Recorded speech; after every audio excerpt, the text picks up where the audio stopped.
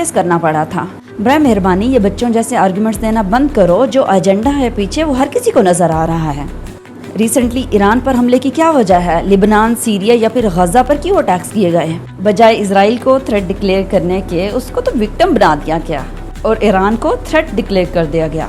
बात ये नहीं है, असल बात पावर की है, कंट्रोल की है, नैरेटिव की है, या फिर ईवल इंटेंशंस की हैं, या फिर नैरेटिव डोमिनेशंस की हैं।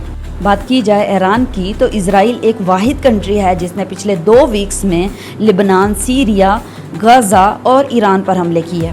रिसेंटली इसराइल ने ईरान पर एक मैसिव एयर स्ट्राइक लॉन्च किया है। Reportedly more than 200 fighter jets और ड्रोन्स को यूज किया गया इन अटैक्स में, और ये अटैक्स अब तक भी जारी हैं। इसराइल ने इस ऑपरेशन का नाम राइजिंग लाइन रखा और इस नाम में भी एक अजीब किस्म की कंट्रोवर्सी है। इस मैसिव अटैक्स में इसराइल ने ईरान के पॉलिटिकल लीडरशिप को मार दिया और मिलिटरी लीडरशिप को मार दिया गया, एयर स्पेस हेड को मार दिया गया, न्यूज़ एंड टीवी चैनल्स को तबाह कर दिया गया, न्यूक्लियर साइंटिस्ट को मार दिया गया, यानी उन सब लोगों को मार दिया गया जो ईरान के नेशनल डिफेंस और टेक्नोलॉजिकल एडवांसमेंट का सेंटर थे। इजरायली प्राइम मिनिस्टर नेतन्याहू का कहना था कि ये ऑपरेशन राइजिंग लाइन इसलिए भी जरूरी था क्योंकि Iran is building a nuclear bomb and Iran is too close to nuclear bombing and so on.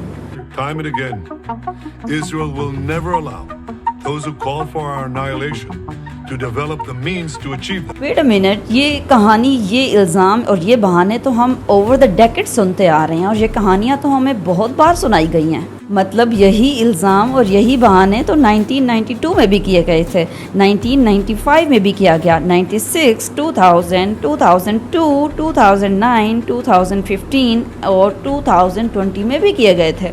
Mossad and Zionist forces, please you should have to come up with a better narrative now. हाँ, Israel के पास nuclear weapon है, उन्होंने कभी भी NPT को sign नहीं किया, एक ऐसी ट्रीटी जो कि न्यूक्लियर वेपन को स्प्रेड करने से प्रिवेंट करती है। इसराइल के पास 100 ऑफ वॉर हेड्स हैं, किसी ने आज तक सवाल नहीं किया। लेकिन जब बात आई एक मुस्लिम कंट्री की यानी ईरान की, जो अभी तक IAEA इंस्पेक्शन का हिस्सा है, इसके अंदर हैं, जिसने अभी तक कोई सिंगल वॉर हेड भी नहीं बनाया, वो बन गए थ्रेट। आपको क्या लगता है ये लड़ाई सिर्फ न्यूक्लियर बॉम्ब की वजह से है? नहीं, बिल्कुल नहीं।